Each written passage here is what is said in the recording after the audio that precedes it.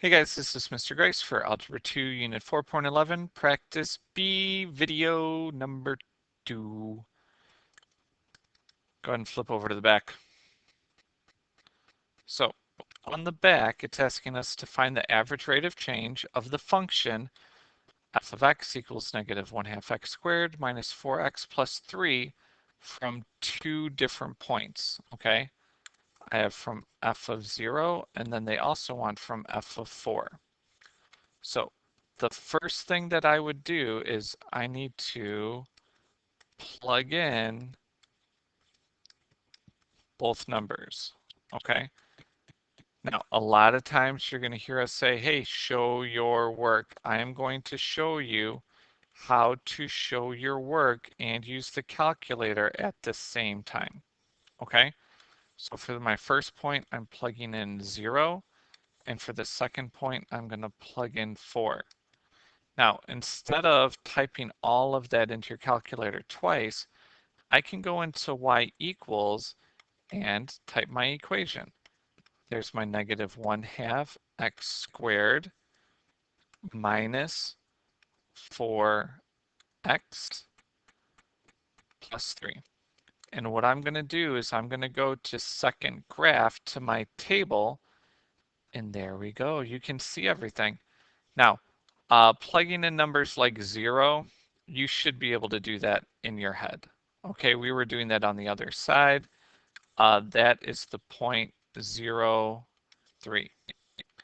Now my red point, okay, from f of 4, I'm just going to do the same thing. I'm looking, and I'm going down, and I get negative 21.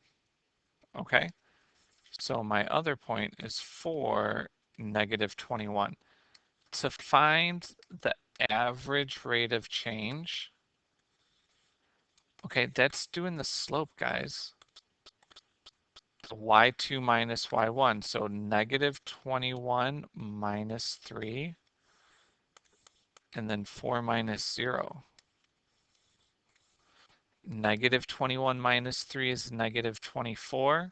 4 minus 0 is 4, and then we just divide those two numbers to get negative 6. Okay? So for number 4, you guys are going to pause the video and you're going to do all of that on your own, okay? Plug your equation into your calculator, get your 2 points, okay? And then do the slope, okay? Good luck.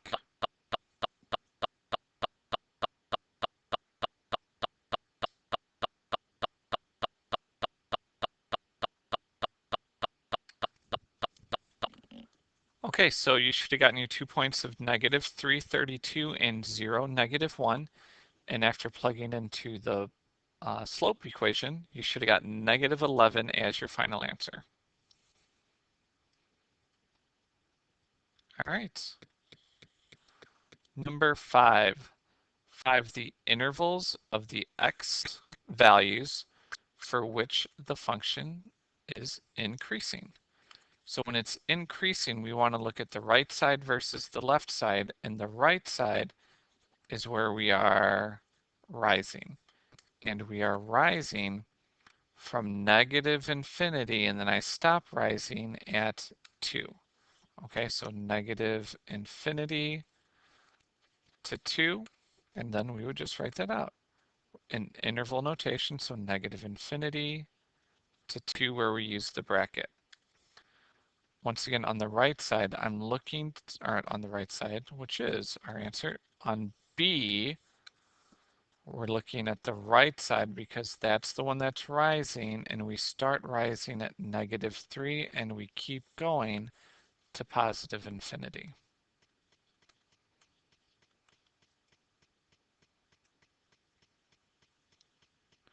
All right, so now we're supposed to ask for when it is decreasing, and decreasing is falling.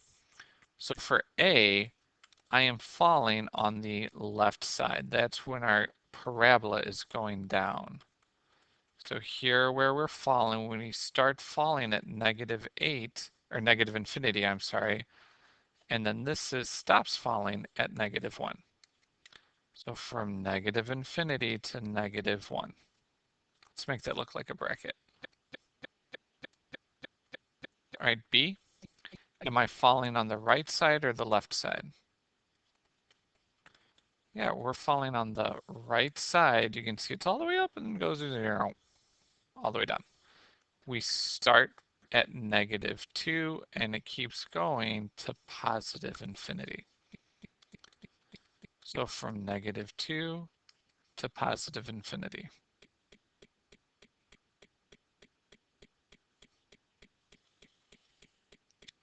Okay, for 7, domain, remember that's our x values, and we're asking, are there any limits from left to right on any of these? And the answer is no. There's no limit, so this is -infinity to +infinity for both graphs. You would notice if there's a limit because it would look something funky like that. That means like, oh, look, it stops. I can't go any further. Because that's what we ask ourselves on number 8, because the range, we're talking about the y values, okay? And when I like to think of this, I always like to think of the bottom first, okay? I can't see the bottom. The bottom is -infinity, okay? I'm gonna rewrite that.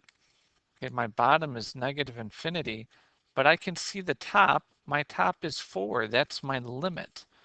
So this goes from -infinity to +4.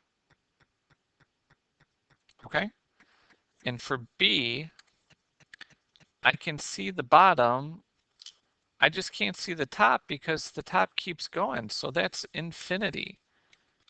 So for here, I see the bottom at -2, but then the top goes on and on to infinity.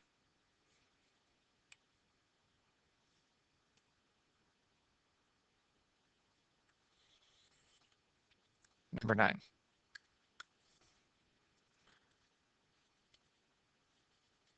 Find the interval of x values where f of x is greater than 0. So if I'm greater than 0, that's when we are above. And if you notice, we're at 2 different spots because there's a break. And when there's a break, that's when we use the u. Okay, so at -infinity to, what is that, -3, -infinity to -3, then there's that break and it starts going up again at +1 to +infinity.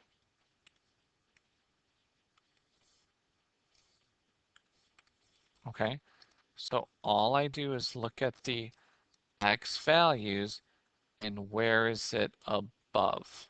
And this time I'm only above once, and I go above starting at 0 and I stop at 4. So I have brackets and it's 0, comma 4.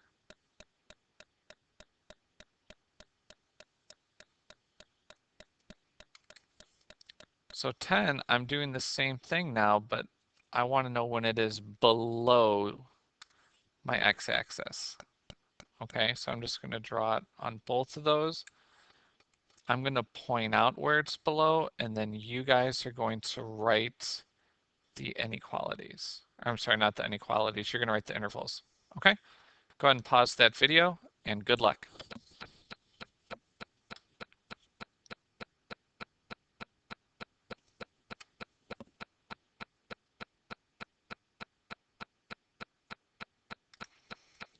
Okay, for 10a, we got -infinity to -4, union 0, +infinity, and B, -1, -3.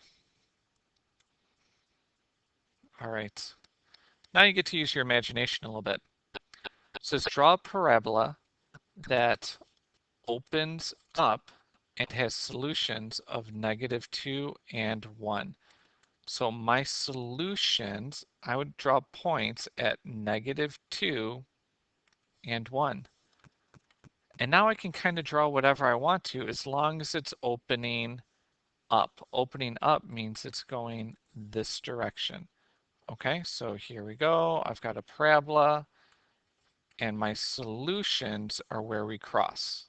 Okay, that would be the -2, 0, and 1, 0. Okay. Now our next one, it's saying to draw a parabola, blah, blah, blah, that opens down but has no real solutions. So no real solutions mean that it does not touch the x-axis.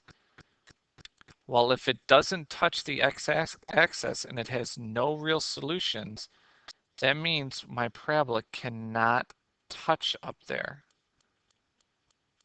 Okay, and there we go. That's what we get. So that's it for Algebra 2, Unit 4.11, Practice B. If you have any questions, please come see Ms. Carranza or myself. We would love to help you out. Otherwise, this is Mr. Grice signing off. Thanks for watching.